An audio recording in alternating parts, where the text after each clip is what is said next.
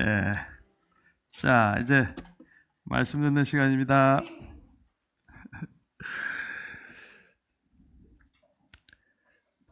자, 오늘 역대하 36장 1절로 4절까지 말씀입니다. 구약성경 708쪽에 있습니다. 구약성경 708쪽 역대하 36장 1절로 4절 다 찾으셨으면 같이 천천히 읽겠습니다. 시작. 그 땅의 백성이 요시야의 아들 요아스를 세워 그의 아버지를 대신하여 예루살렘에서 왕으로 삼으니 요아스가 왕위에 오를 때에 나이가 23세더라. 그가 예루살렘에서 다스린 지 석 달에 애굽 왕이 예루살렘에서 그의 왕위를 폐하고 또 그 나라의 100달란트와 금 1달란트를 벌금으로 내게 하며 애굽 왕 느고가 또 그의 형제 엘리야김을 세워 유다와 예루살렘 왕으로 삼고 그의 이름을 고쳐 요아김이라 하고 그의 형제 요아스를 애굽으로 잡아갔더라. 아멘. 오늘 말씀하지 일단 멈춤이라는 제목으로 말씀을 전하겠습니다. 예, 오늘은 온 그대로 할 테니까요.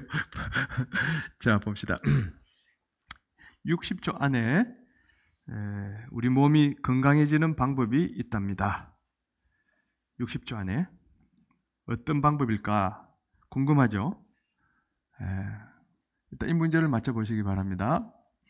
빵을 먹으면 몸과 정신이 리프레시 된다. 빵이 뭘까요? 어떻게 단박에 맞으세요? 물 맞습니다. 물을 먹으면 몸과 정신이 리프레시 된다. 그래서 제가 한 잔. 여러분 물을 많이 마시세요. 또 하나. 뭘 닫고 가만히 있으면 스트레스나 분노가 줄어든다. 빵이 뭘까요?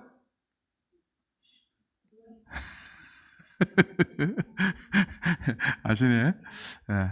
입을 닫고 가만히 있으면 스트레스나 분노가 줄어듭니다. 말을 많이 하면 스트레스도 받아요. 분노도 일어나고. 이건 또 쉬울 것 같아요. 빵빵빵 오일을 먹으면 염증이 줄고 인지기능 흘러간다. 이것도 자신이 이것도 어찌 아시네. 올리브. 자, 어떻습니까? 잠깐만 우리가 노력하면 몸을 건강하게 바꿀 수가 있죠. 마찬가지로 잠깐만 노력하면 우리 인생을 행복하게 바꿀 수 있습니다. 잠깐만 노력하면. 이 잠깐 노력을 안 해가지고 늘 나는 불행해, 나는 힘들어 이렇게 산다는 거죠. 자, 그게 뭘까? 한번 지금부터 알아보도록 하겠습니다. 1절 다시 읽습니다. 시작. 그 땅의 백성이 요시야의 아들 요아스를 세워 그의 아버지를 대신하여 예루살렘에서 왕으로 삼으니. 우리 새벽기도 계속 참석하셨던 분들은 열왕기 하에서 이 내용들을 여러분들이 이미 배웠을 것입니다. 자, 어떤 내용일까? 요시야는 지금 요시야라는 이름이 나오죠. 왕입니다. 남유다에 20명의 왕이 있는데 그 중에 혹시 몇 번째 왕인지 기억하실까요?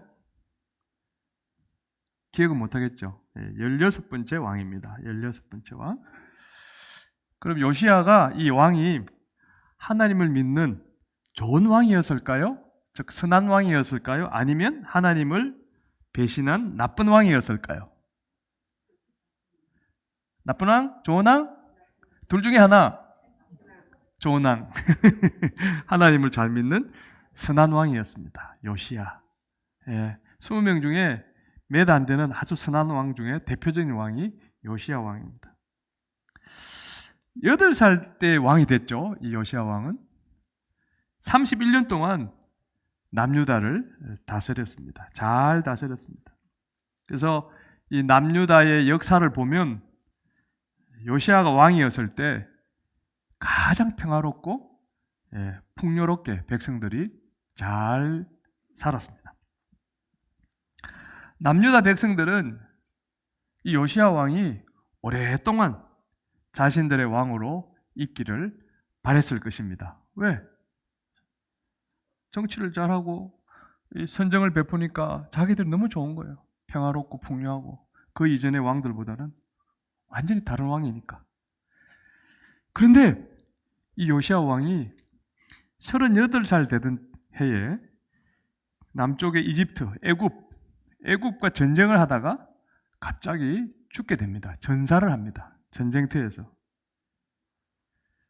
그래서 남유다 백성들은 급하게 이 요시야 왕 대신에 지금 누굴 왕으로 세웠다고 이야기합니까? 여호아스. 그 왕이 너무나 선한 왕, 그 왕이 죽은 건 아쉽지만 어쨌든 빨리 또 왕을 세워야 되니까 그 아들 여호아하스를 왕으로 세웁니다. 근데 요시야에게는 4명의 왕자가 있었습니다. 아들이 있었습니다. 4명의. 이 여호아하스는 그 중에 몇째 아들일까요? 첫째? 둘째? 셋째? 넷째? 몇째? 보통은 첫째죠. 넷째 아들입니다. 보통은 첫째 아들이 아버지를 이어서 왕이 되지 않습니까? 장남이. 그런데 넷째 아들이 지금 왕이 된 겁니다.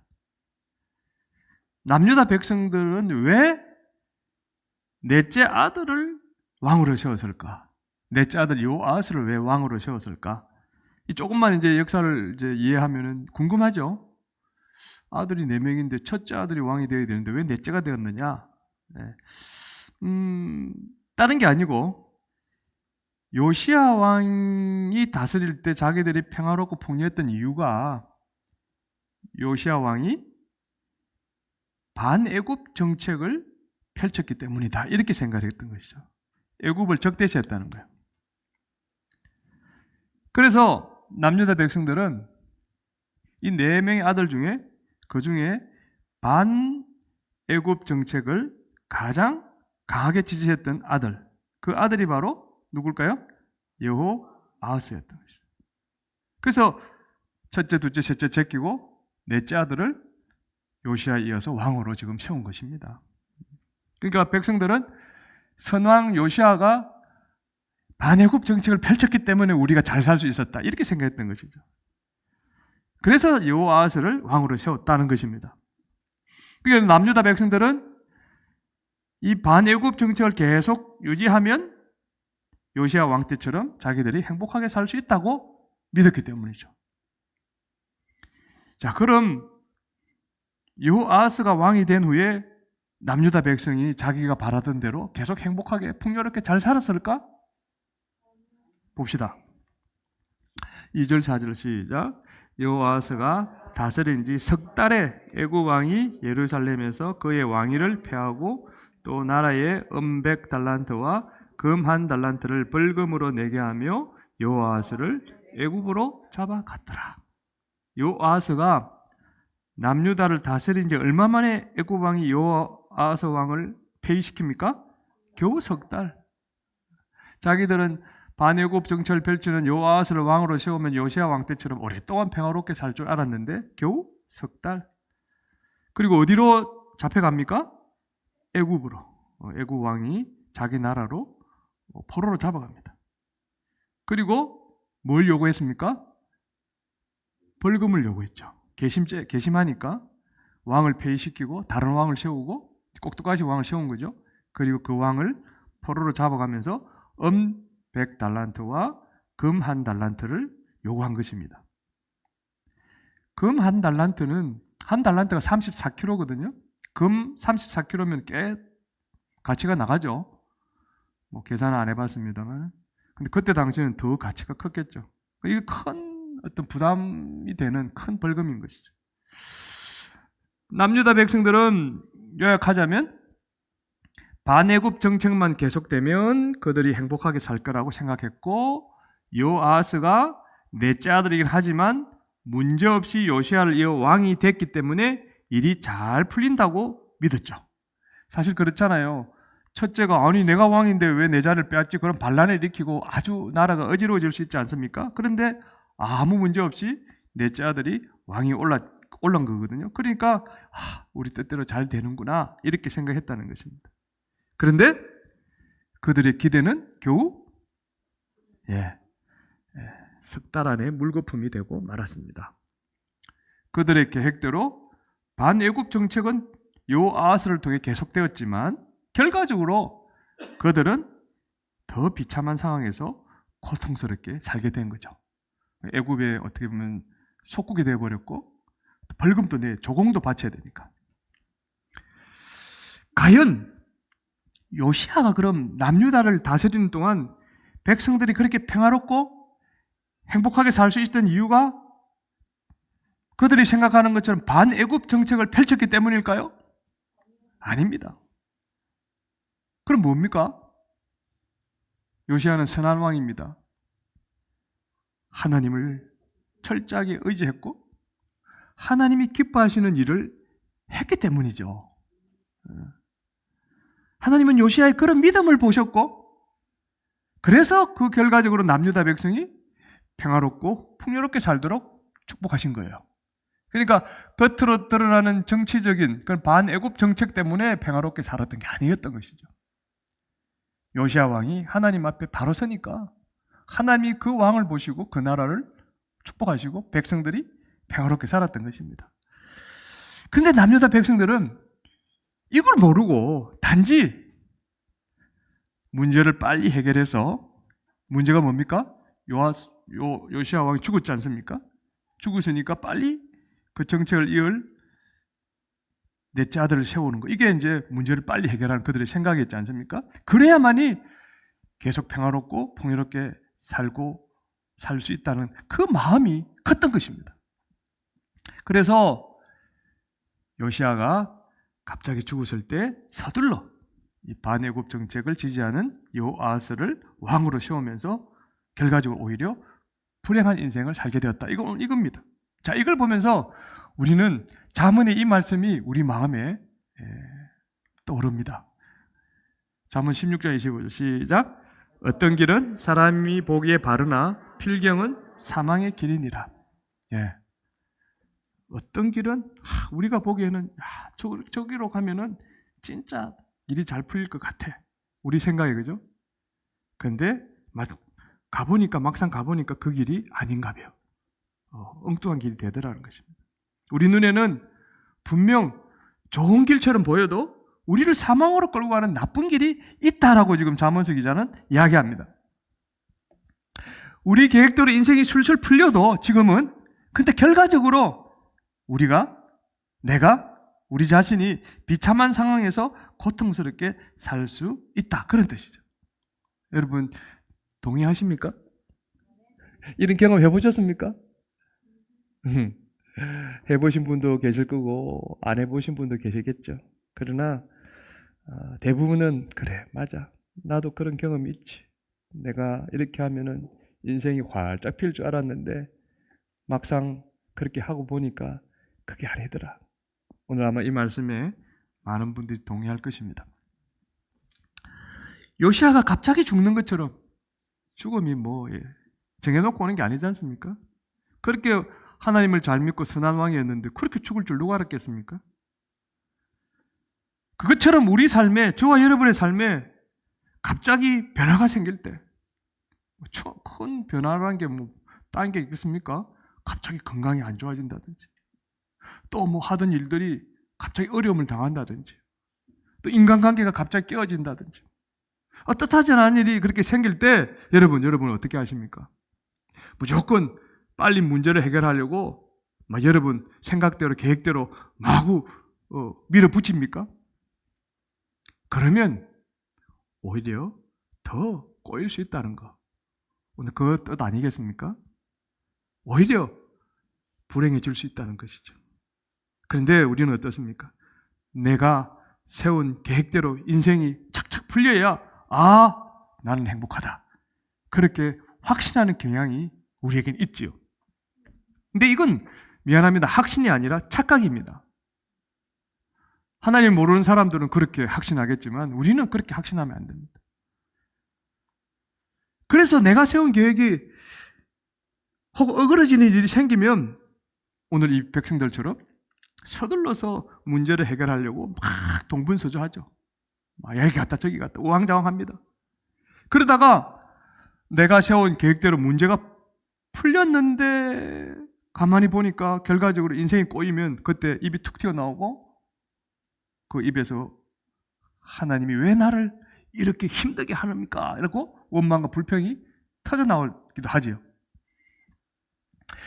그러다가 하나님이 정말 나를 사랑하시는가? 이런 의심까지도 합니다. 그리고 심지어는 하나님이 계시긴 뭐가 계셔? 하나님 없어! 라고 믿음을 저버리기도 합니다. 이게 사실은 인간의 간사한 마음입니다. 여러분, 하나님이 일을 잘못 처리해서 우리 인생이 꼬이는 법이 아닙니다. 그럼 어떻게 꼬입니까? 우리가 하나님의 뜻을 묻지 않고 내 계획대로 문제를 빨리 풀려고 서두르기 때문에 우리 인생이 때로는 더 꼬이는 법입니다. 그렇기 때문에 요시아가 갑자기 죽는 것처럼 삶에 어떤 원치 않는 일들이 생길 때는 빨리 문제를 해결하고 싶은 그 유혹에 끌려가면 안 됩니다. 그때 일단 멈춤을 해야 됩니다. 오늘 제목이 뭡니까? 일단 멈춤. 딱 모든 걸 스탑해야 돼요. 그리고 그 다음에 뭘 해야 되느냐? 일단 멈춤을 하고 예수님의 피를 마음에 발라야 됩니다. 예수님의 피를 발라야 됩니다. 예수님의 피? 왜 뜬금없이 예수님의 피를 마음에 바르라고 하세요? 목사님? 피가 어디 있죠? 우리가 생각한 그 피를 바르라는 뜻입니까? 자, 피를 발라야 되는 이유를 이제부터 말씀드릴게요. 남유다가 요시아가 왕이 되기 전까지는 물론 좋은 왕이 몇 명 있었지만 그 삶이 엉망진창이었습니다. 하나님을 떠난 삶이 그렇죠. 비참할 정도로 아직 힘들었을 때 이제 이 요시아가 왕이 됐거든요. 근데 요시아가 왕이 되고서 하나님 앞에 한 가지 했던 중요한 일이 있습니다. 이것을 했기 때문에 이 남유다의 이 위기가 복이 되어지는, 전하위의 복이 되어지는 그런 복을 받은 것이죠. 무엇을 했을까? 우리 앞에 봅시다. 대하 35장 16절 시작. 요시아 왕의 말대로 유월절을 지키며, 물론 산당도 제가 하고 종교개혁을 했습니다. 근데 그 중에 핵심이 뭡니까? 바로 유월절을 지키는 것이에요. 뭘 지키라고 명령했습니까? 백성들에게? 유월절. 남유다가 정치적으로, 경제적으로, 영적으로 문제투성이었을 때 요시아는 백성과 함께 뭘 지켰다고요? 유월절. 유월절을 지킨 뒤부터 남유다가 기적처럼 그 삶이 놀랍게 변화되어진 거예요. 평화롭고 풍요로워졌습니다. 풍요로워졌습니다. 아니, 유월절을 지키는 것이 어떤 의미가 있길래 남유다 백성들이 저렇게 행복해지는 기적이 생겼을까? 그 유월절의 기원에 대해서 이제 살펴봐야 되겠죠? 출애굽기 12장 13절 시작. 내가 애굽 왕을 칠 때에 그 피가 너희가 사는 집에 있어서 너희를 위하여 표적이 될지라. 내가 피를 볼 때에 너희를 넘어가리니 재앙이 너희에게 내려 멸하지 아니하리라. 이스라엘 백성들이 지옥 같은 그 애굽의 노예 생활을 끝내고 탈출하기 전날 밤, 하나님은 이미 9가지 재앙을 내렸음에도 하나님을 두려워하지 않은 이 애굽 왕과 백성들의 그 첫째 아들을 몽땅 다 죽일 거라고 말씀하셨습니다. 모세에게. 그리고 모세에게 이스라엘 백성들에게 전하라고 이런 말씀하셨습니다. 어린 양을, 흠없는 어린 양을 죽인다. 그 피를 문 주변에 발라라. 어린 양의 피를 바른 이스라엘 백성의 집은 하나님, 내가 첫째 아들을 안 죽이고 넘어가겠다. 이렇게 약속을 하셨죠. 하나님이 약속하신 대로 하나님이 보내신 그 사자가 애굽 사람들의 첫째 아들을 몽땅 다 죽였는데 이 어린 양의 피를 바른 이스라엘 백성의 집은 어떻게 해요? 넘어갔습니다. 왜?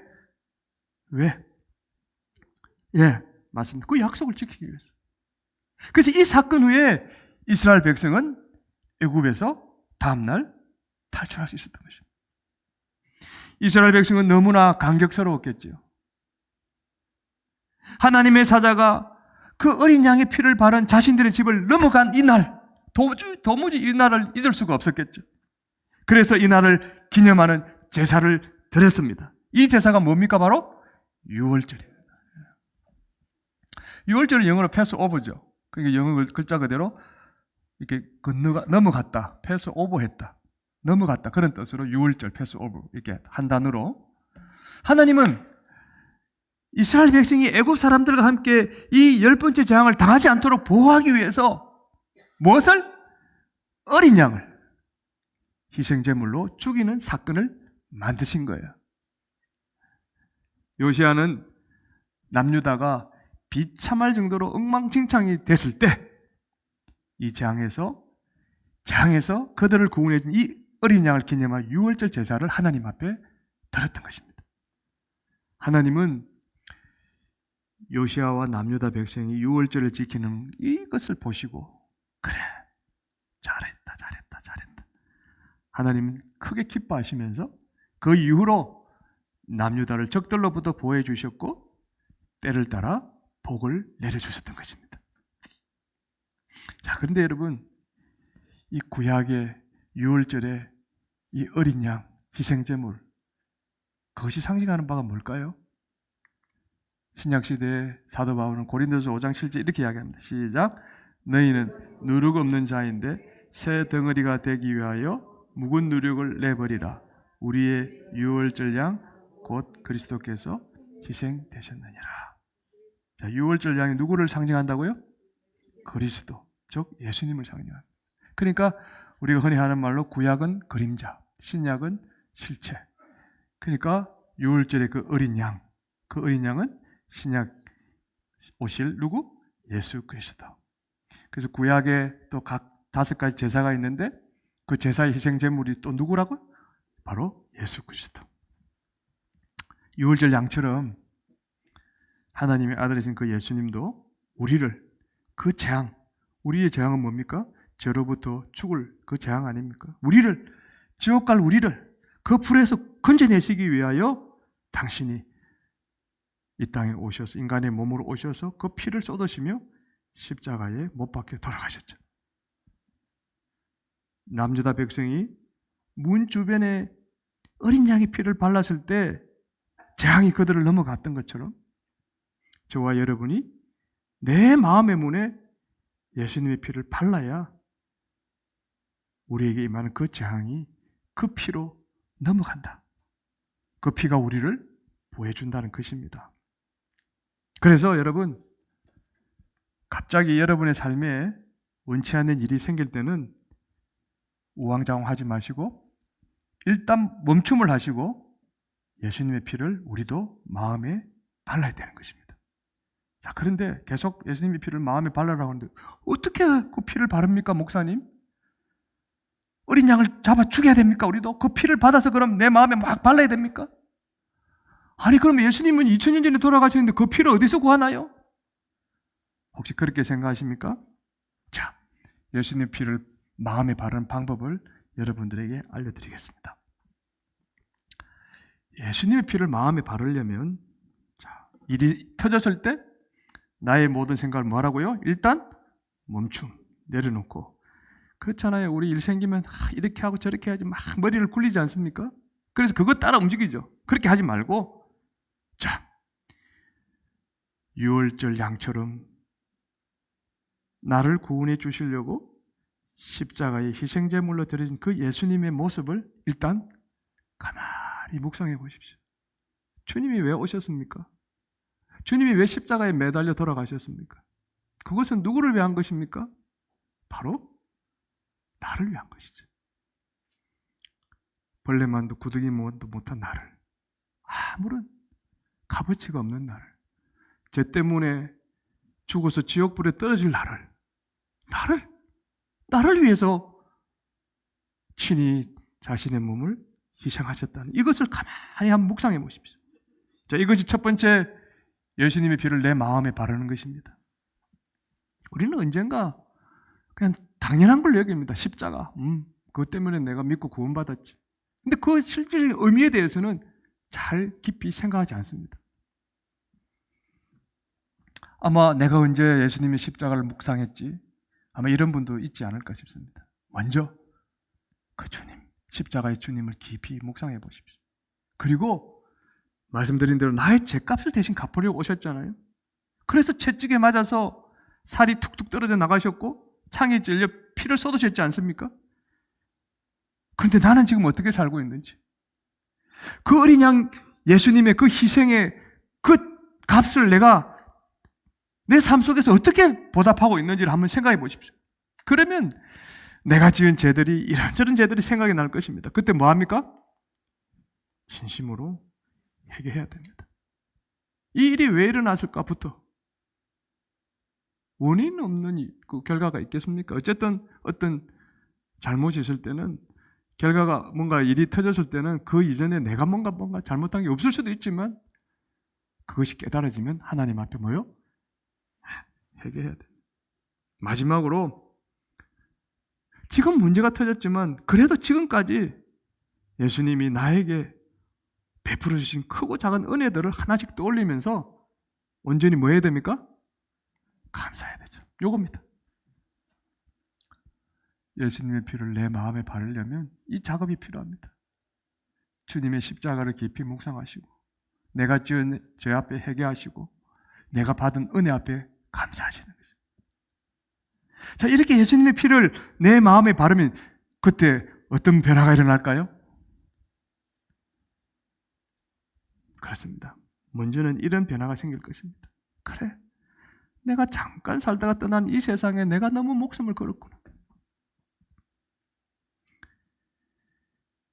얼마 있지 않다가 곧 떠날 이 세상에서 내가 뭘 이렇게 아둥바둥거리며 살까? 그런 마음이 내 안에 설거머니 일어날 것입니다.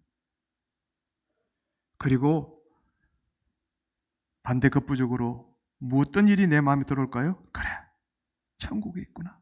내가 돌아갈 천국이 있지.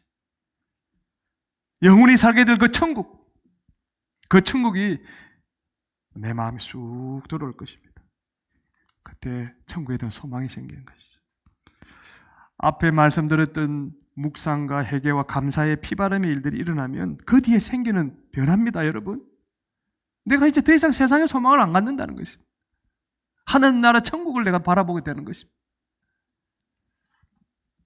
그리고 지금까지 나의 인생을 인도하신 그 주님의 사랑이 그냥 지식적이 아니라 체감적으로 내 마음에 진심으로 믿어져서 지금 이 문제가 설령 해결이 안 되어도 그래, 주님이 나를 사랑하신다. 그 사랑이 끝까지 믿어지면서 지금 이제 이 현재 상황을 어떻게 해요?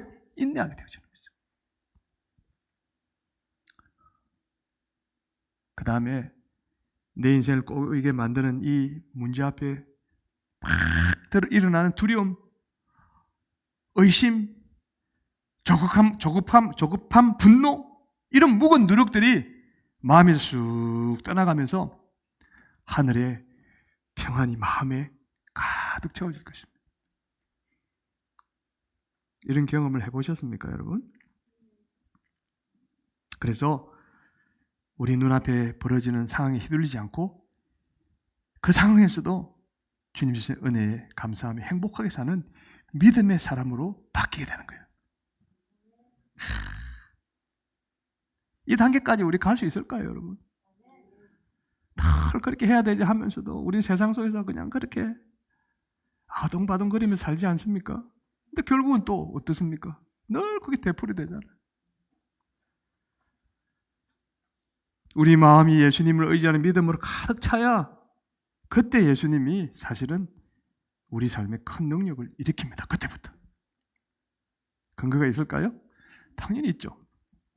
고린도서 4장 7절 시작. 우리가 이 보배를 질그릇에 가졌으니 이는 심히 큰 능력은 하나님께 있고 우리에게 있지 아니함을 알게 하려 함이라. 바울은, 고린도후서를 쓴 사람이 바울이니까, 바울은 우리가 이 보배를 질그릇에 가졌다고 이야기합니다.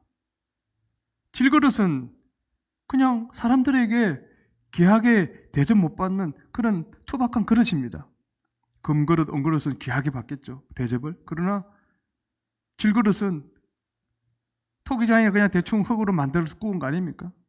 사람들로부터 대접을 못 받습니다. 이 질그릇은 뭘 상징합니까? 우리입니다. 내 힘으로 아무것도 할 수 없는 나, 이 인간, 그 인간의 또 연약한 그 마음을 이 질그릇이 상징하고 있는 것이죠. 그럼 보배는 누굽니까? 우리를 구원하려고 십자가에 나 대신 못 박혀 돌아가신 사랑의 예수님을 상징하죠. 예수님은 우리 힘으로, 내 힘으로 할 수 없는 심히 큰 능력을 내 안에서 베풀 수 있는 하나님의 아들이신 것입니다. 따라서 질그릇 같은 연약한 나의 마음을 보배이신 그 예수님이 완전히 다스리시기만 하면 어떤 일이 생길까? 우리의 힘으로 할 수 없는 심히 큰 능력이 우리에게 나타나는 것입니다. 예수님이 심히 큰 능력을 못 일으키게 방해하는 우리 안의 모든 생각과 행동을 일단 내려놓고 아까 말씀드린 그 예수님 피를 마음에 바르면 바로 그 예수님의 보배로 오신 그 예수님이 우리 안에서 능력을 발휘하신다는 것입니다. 그때 우리는 행복해질 수 있는 것이죠. 왜냐하면 우리에게는 우리 인생을 행복하게 바꿀 수 있는 능력이 없습니다. 내가 이렇게 하면 뭔가 행복해지겠지. 얼마 못 갑니다. 오직 하나님의 아들인 그 예수님만이 나의 인생을 책임져 주실 수 있고 행복하게 바꿔줄 수 있기 때문에 그런 것입니다. 그래서 예수님이 이런 말씀을 하셨죠. 마태복음 19장 26절 시작. 예수께서 그들을 보시며 이르시되 사람으로는 할 수 없으나 하나님으로는 다 하실 수 있느니라. 예수님은 우리가 할 수 없는 놀라운 기적을 일으키는 전능하신 하나님의 아들이십니다. 믿습니까? 아멘. 자, 예수님을 믿는 우리 안에, 우리 질그릇 안에 어떤 예수님이 계실까? 이제 능력의 그 예수님을 경험해 보시기 바랍니다. 십자가의 고통과 모욕을 참으시며 죽기까지 나를 사랑하시는 그 예수님이 내 안에 계십니다. 예수님을 믿는 우리 안에는 그런 예수님이 내 안에 계십니다. 첫 번째 뭐라고요? 십자가의 고통과 모욕을 참으며 죽기까지 나를 사랑하시는 예수님이 딱 이 질그릇 안에 계십니다. 우리가 아무리 많은 죄를 지어도 주님 앞에 엎드려 회개하기만 하면 기쁘게 용서해 주시는 자비로운 예수님이 내 안에 딱 안에 계십니다. 어떤 예수님은요? 자비로운 예수. 말씀 한마디로 병든 사람을 고치는 치료의 예수님이 내 안에 딱 계십니다. 보리떡 5개와 물고기 2마리로 5,000명을 먹이신 생명의 떡이신 예수님이 내 안에 계십니다. 당신을 버리고 도망간 제자들을 찾아가 위로하고 그 제자들이 새로운 삶을 시작할 수 있도록 도와주는 긍휼이 풍성하신 예수님이 우리 안에 계십니다. 그런데 왜 우리는 작은 문제만 만나도 희청거리고 불행하다고 느낄까요? 우리 마음에 예수님이 십자가에 못 박혀 흘린 피가 말라버렸기 때문 아닐까요? 묵상하고 회개하고 감사하는 그 믿음이 이미 바짝 말라버렸기 때문 아닐까요? 예수님의 피를 말려버리는 인간적인 생각과 성급한 행동이 내 안에 계신 예수님이 능력을 나타내지 못하도록 막고 있기 때문에 아닐까요? 우리가 정말 행복해지고 싶다면 모든 생각과 행동을 잠깐 멈추고 예수님의 피를 지금 당장 우리 각자의 마음에 발라야 되는 것입니다. 그러면 이런 고백이 나오겠죠. 고린도후서 12장 9절 시작. 나에게 이르시기를 내 은혜가 내게 족하도다. 이는 내 능력이 약한 데서 온전하여짐이라 하신지라. 그러므로 도리어 크게 기뻐함으로 나의 여러 약한 것들에 대하여 자랑하리니 이는 그리스도의 능력이 내게 머물게 하려 함이라. 여러분, 우리가 강하면 예수님의 능력이 우리 삶에 나타나지 않습니다. 내가 다 하려고 하는데 예수님이 비집고 들어올 틈이 없어. 우리가 약해져야 주여 나를 불쌍히 여기시옵소서. 나는 주님 없이 살 수 없습니다. 그래야만이 예수님의 능력이 우리에게 나타나는 것입니다. 지금 그거 이야기 아닙니까? 우리의 짧은 생각과 성급한 행동이 힘을 잃어야, 약해져야 우리 삶에 예수님의 능력이 온전히 나타나는 거예요. 우리의 짧은 생각과 성급 행동이 약해질 뿐만 아니라 아예 없어져야 예수님이 내게 베푸는 그 은혜가 바울처럼 충분합니다라는 믿음이 비로소 생기고 어떤 상황 앞에서도 뭐라고요? 행복 느끼게 되는 것입니다, 여러분. 우리를 행복하게 만드는 것은 나의 좋은 환경이 아닙니다. 내가 많은 것을 가지고 있기 때문도 아닙니다. 바로 예수님의 능력인 것입니다. 그러니 상황이 어려워서 불안하거나 불행하다고 느낄 때는 잠깐 뭐합니까? 일단 멈춤. 모든 생각을 내려놓고 뭐부터 해야 됩니까? 피를 발라야 됩니다. 십자가 묵상, 회개, 감사의 그 예수님의 피를 잠잠히 한번 마음에 발라보지 않겠습니까? 그러면 내 안의 소망과 인내와 평안의 예수님의 그 능력이 나의 삶에 온전하게 나타나는 그 기적을 체험하게 될 줄로 믿습니다. 아멘. 자, 사람들은요, 내 생각대로 내 방식대로 사는 것이 진짜 행복이라고 믿습니다. 말세의 징조 그거죠. 그래서 자기만 사랑하는 거예요. 남은 생각지도 않습니다.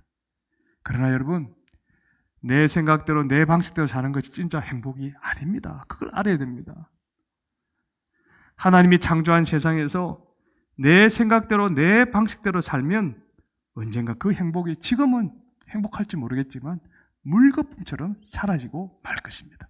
오히려 그것이 불행의 파도가 되어서 나를 덮칠 수도 있습니다. 한번 여러분 생각해 보십시오. 여러분이 뭘 가졌는지요? 세상 사람이 부러워할 만한 큰 돈과 명예를 가졌습니까? 아니면 100세 시대 100살까지 병 안 걸리고 살 수 있는 완벽한 건강을 가졌습니까? 큰 돈, 명예, 완벽한 건강이 없다고 여러분 슬퍼하지 마십시오. 사람들이 인정하는 큰 돈과 큰 명예와 완벽한 건강도 언젠가는 우리를 떠나게 됩니다. 아니, 내가 그들 곁을 떠나게 됩니다. 아무리 부자라고 해도 그 돈 다 못 쓰고 내려놓고 가야 되는 게 인생입니다. 언젠가는 오히려 믿었던 그것들이 나를 오히려 어려운 지경에 던져버릴 수도 있을 것입니다. 우리에게는 세상에서 가장 보배로운 예수님이 있다는 이 믿음을 회복할 수 있길 바랍니다.